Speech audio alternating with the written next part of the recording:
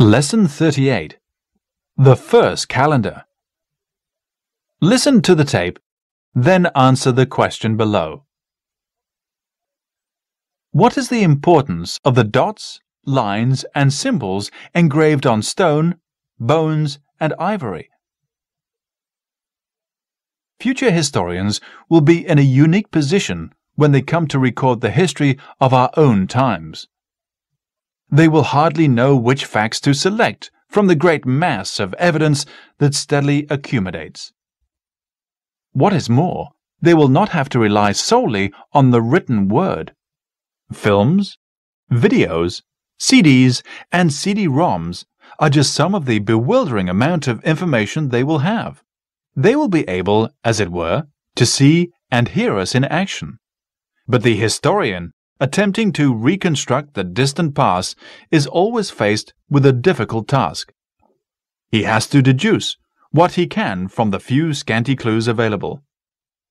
Even seemingly insignificant remains can shed interesting light on the history of early man. Up to now, historians have assumed that calendars came into being with the advent of agriculture. For then, man was faced with a real need to understand something about the seasons.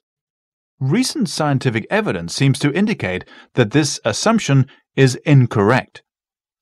Historians have long been puzzled by dots, lines, and symbols which have been engraved on walls, bones, and the ivory tusks of mammoths.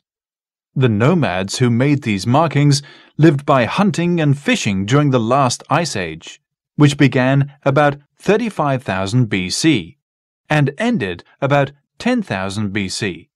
By correlating markings made in various parts of the world, historians have been able to read this difficult code. They have found that it is connected with the passage of days and the phases of the moon. It is, in fact, a primitive type of calendar. It has long been known that the hunting scenes depicted on walls were not simply a form of artistic expression. They had a definite meaning, for they were as near as early man could get to writing.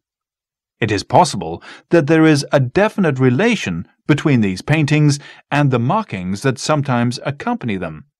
It seems that man was making a real effort to understand the seasons 20,000 years earlier than has been supposed.